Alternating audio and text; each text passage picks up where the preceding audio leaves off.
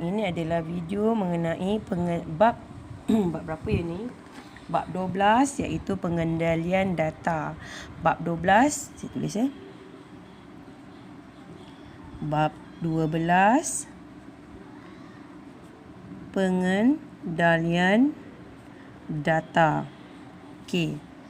Apa dia pengendalian data ni? Pengendalian data ni how you handle. Macam mana kamu dah belajar di dalam geografi, kamu dah belajar di dalam sains, iaitu kamu menguruskan data-data yang kamu dapat macam sains kan, kamu ada buat eksperimen kan. Kemudian kamu catat, kamu buat interference, kamu buat kamu tentukan pemboleh ubah, kemudian kamu buat kesimpulan, kamu buat eksperimen semua, okey. Data ni pula adalah maklumat, koleksi maklumat. Apa yang kamu mahu. Contohlah pengendalian data ni macam mana cerita dia. Okey, contohlah. Okey, ini Ali. Ini Ali. Ini Ali. Sekejap pula rambut ni. Okey, ini Ali. Ali berdiri. Saya minta Ali untuk berdiri kat luar sekolah. Luar sekolah kita ada jalan besar kan? Okey, luar sekolah. Okey. Ni Ali. Ini Ali. Ali daripada kelas tingkatan 1. Okey. Saya minta Ali kira berapa banyak kereta dan juga kenderaan jenis lain. Ada lori. Kalau sini alamak, arah dia dah lain. Inilah kepala dia ke sini. Okey, ada motor. Okey, ada apa lagi? Ada basikal kan? Ada basikal. Okey. Okey. Jadi saya minta Ali untuk carikan maklumat. Soalan dia ialah, Ali, bolehkah awak memberi maklumat berapa banyak kenderaan yang lalu di hadapan sekolah kita dan apakah jenis kenderaan tu? Okey. Apa yang cikgu dia nak ialah berapa jenis kenderaan dan juga berapa jenis kenderaan yang lalu dan juga berapa jumlahnya. Berapa jenis dan juga berapa jumlah. Okey, berapa jenis dan berapa jumlah. Okey, ini adalah dalam bab pengendalian data. Ini pengenalannya. Kamu akan jumpa benda ni sampai bila-bila. Kenapa saya kata sampai bila-bila? Sebab kalau kamu nak meniaga pun, kamu akan guna data ni. Katalah, ala cikgu saya bukannya nak sama belajar sampai tinggi-tinggi. Jangan. Benda ni kamu nak guna dalam hidup kamu. Tak kiralah dalam apa jua pekerjaan, apa jua urusan yang kamu buat. Contohnya lah walaupun kamu masih di sekolah, ada di antara kamu yang menjual. Contohnya ada pelajar saya, dia menjual gula-gula. Dia beli daripada Shopee, kemudian dia jual kepada kawan-kawan dia. Dia kena tahu apa jenis gula-gula yang kawan dia suka, berapa jumlah dia. Sebenarnya dalam tak sedar, kamu sebenarnya telah mengamalkan matematik pengendalian data dan juga beberapa bab yang lain. Okey? Itu gunanya bab ni. Okey, faham? Jadi, kita balik kepada persoalan. Ali ni dia diminta untuk mencari berapa jenis kenderaan yang lalu di hadapan sekolah dan juga berapa jumlah dia. Okey, kamu tengok jenis dan jumlah. Jenis dan jumlah. Okey, ini nota yang pertama. Bila soalan dia jenis. Okey. Kalau jenis ni boleh tak kita ukur macam jenis ni mesti okey. Kalau saya tanya kenderaan kan, okey. Jenis ni jenis.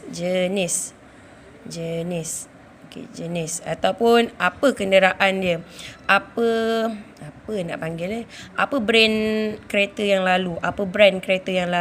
Okey, kita ada Proton, kita ada BMW, kita ada Ferrari. Kita ada apa lagi? Kita ada Pro 2 dan kita ada macam-macam lagi. Kalau motor pun macam-macam kan? Okey, itu jenis. Okey, kalau jumlah kamu akan menyatakan dalam bentuk nombor. Nombor ataupun kita panggil numeric. Numeric. Okey, numeric. Okey, tengok jenis ni kamu tak boleh ukur secara angka. Maksudnya contohlah apa jenis apa brand baju dia. Brand baju dia Pony, Adidas, Nike, apa lagi? Kalau kasut jenis, kalau saya tanya okey apa sneakers yang kamu ada? Sneakers jenis Adidas, Nike, Reebok, semua tu kan. Itu jenis. Jenis ni kita panggil dia sebagai, ini adalah salah satu contoh data kategori. Data kategori. Kategori.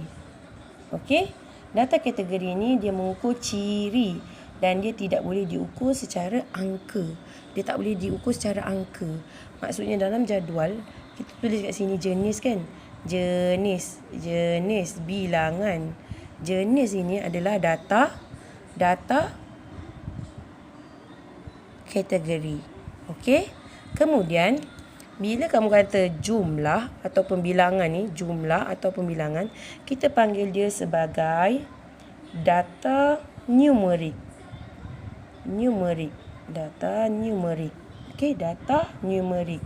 Dia adalah yang mengukur kuantiti dan diukur dalam angka. Dia mesti number.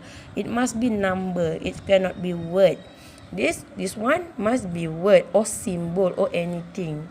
Okay, you understand now? Okey, ini pula adalah step untuk kamu buat pengendalian data. Yang pertama, kamu merancang dan juga mengumpul data macam tadi ya.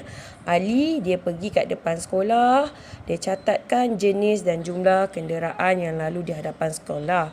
Kemudian dia mengorganisasikan data dengan menggunakan jadual kekerapan. Nanti kita belajar apa itu kekerapan dan kemudian step seterusnya kamu memaparkan atau mewakilkan data. Yang ini masa inilah kamu wakilkan data sama ada dalam carta palang, carta pie, graf garis. Okey, banyak lagi plot batang daun, kamu ada histogram, poligon kekerapan, banyak Kemudian kamu boleh analisis data. Ini sekali analisis data tadi tu yang saya baca tadi tu. Kemudian kamu mentafsir data, apa benda yang kamu kaji dan juga buat kesimpulan. Macam Ali dia cakap lah, okey jadi kesimpulannya kenderaan yang paling banyak melalui jalan raya di hadapan sekolah adalah lori. Contoh, itu adalah contoh. Maka infodan atau ramalan dia, maka pembinaan jejantas adalah sangat berguna kepada pelajar-pelajar sekolah untuk mengelakkan daripada berlakunya kemalangan jiwa. Kemudian bincang hasil dapatan. Okey, bincang hasil dapatan ni kamu boleh buat cadangan ataupun apa sahaja. Okey, kamu dah berjumpa benda ini semua di dalam sains dan juga di dalam geografi, malahan di dalam sejarah juga kamu telah jumpa masa kamu buat projek sejarah hari tu, projek cikgu sejarah kamu. Okey, kekerapan kekerapan. Kenapa pula dia jadi macam ni? Okey. Kekerapan. Kita akan berkenalan dengan kekerapan. Apa itu kekerapan? Kekerapan ialah bilangan suatu item lah saya panggil. Suatu item ataupun suatu benda yang kamu kaji dalam satu set data yang dikumpul. Contohlah okay, saya tulis ayat bilangan kali suatu item ataupun yang diuji ataupun dikaji muncul dalam satu set data yang dikumpul. Okey, contohnya Contohnya macam ni. Okey. Diberi set data skor. Contohlah. Contoh. 7. Sebelum tu saya kena ajar kamu ni dulu. Gundalan. Kamu kena tahu apa itu gundalan. Okey, kamu kena tahu apa itu gundalan. Okey, tapi sebelum tu saya kena ajar Okey, sebelum tu saya kena ajar kamu apa itu gundalan. Gundalan. Okey, gundalan saya ajarkan Apa itu gundalan? Okey, gundalan ini adalah kegunaan dia. Kamu kira, saya rasa kamu dah jumpa sebab saya pernah tanya pelajar saya. Dia dah kenal, kamu dah belajar dekat darjah 6. Okey, tak apa, saya ulang lagi sekali Contohnya lah Okey, SMKGP, pelajar dia memenangi pingat. Ni pingat. Okey, ini taburan pingat dia. Emas,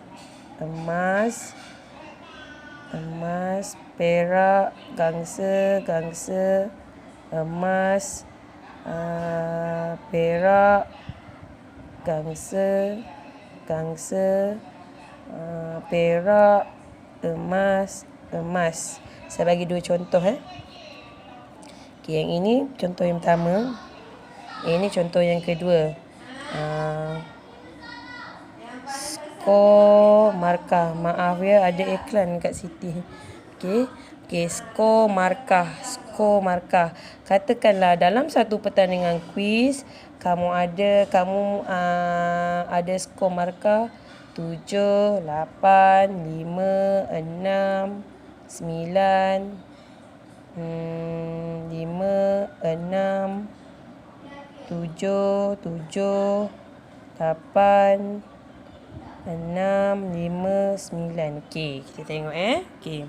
Apa itu gundalan? Okey, mula-mula sekali saya akan serentak saya akan ajar gundalan, saya akan ajar kekerapan.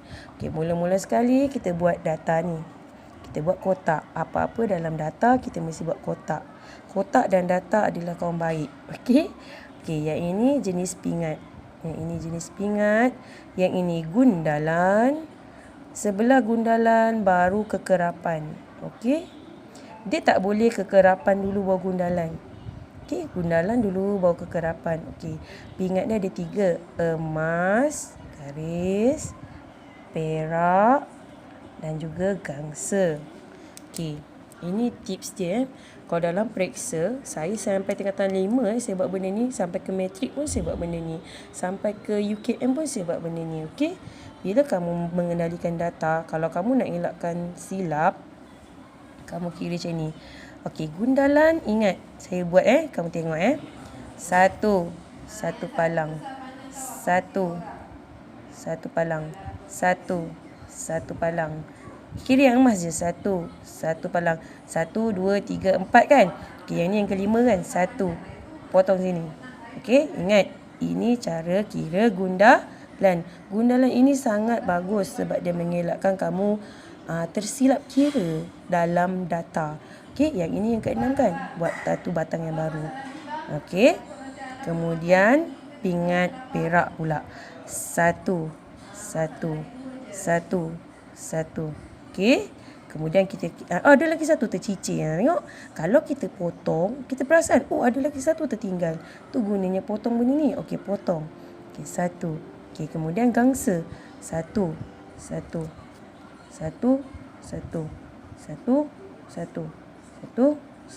Okey.